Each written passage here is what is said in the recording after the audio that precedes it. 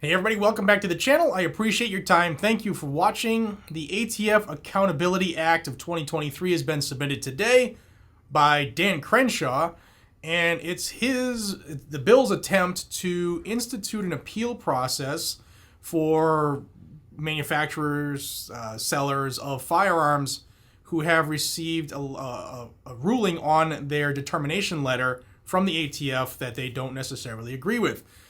Typically, the ATF has the final say on that, and their determination letters are typically held up to be like final and in stone, and there's no real recourse. And this attempts to do just that. Where would this come into play if it were to pass? Let's be honest, it's Joe Biden going to pass this? I don't ever see him doing it. But the attempt is to try to get an appeal process, so something like this pistol brace rule, where it affects companies like insert name here, SB Tactical. When all of their their prior approval letters were denied, if they submit something now, it's going to get denied because of the new outlook on the pistol brace rule. Well, they would have an avenue for appeal. I'll show you a couple paragraphs of it, explain what it does, and then I look forward to seeing your comments about it below. So here's the first page, and it's the ATF Accountability Act of 2023, like I said.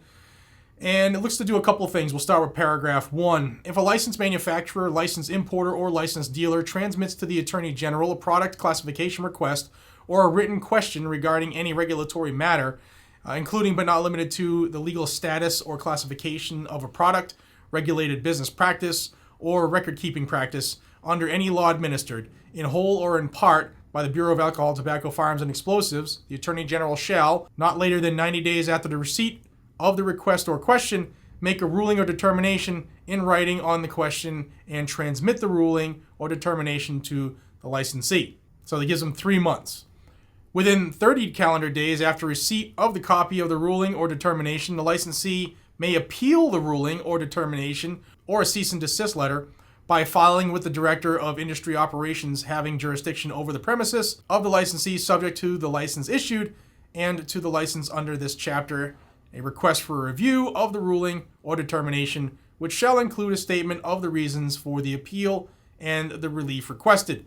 Within 30 calendar days after receipt of the request for the appeal, the Director of Industry Operations shall render a decision on the appeal in writing and transmit a copy of the decision to the licensee. The next part then says the licensee has 75 calendar days after receipt of this initial ruling or determination, or within 14 days after receipt of the determination by the Director of Industry Operations, whichever is later, to request an appeal to be heard by an administrative law judge. Now, Crenshaw told Fox News Digital, which I'll link down below, that for far too long, ATF has trampled on the Second Amendment rights of law-abiding citizens, calling it sickening. We saw this most recently with the new rule banning the use of pistol braces, a shameless slap in the face to disabled veterans. My bill will establish an appeals process that brings ATF in line with most other federal regulatory bodies and allows small business owners an avenue to fight these unconstitutional attacks without having to spend tens or hundreds of thousands of dollars challenging the federal government in court.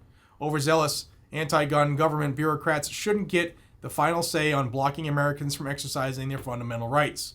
And Senator Mike Braun of Indiana will be introducing the Senate companion bill in coming days. Now, will this pass the House remains to be seen. Will it pass the Senate? I doubt it.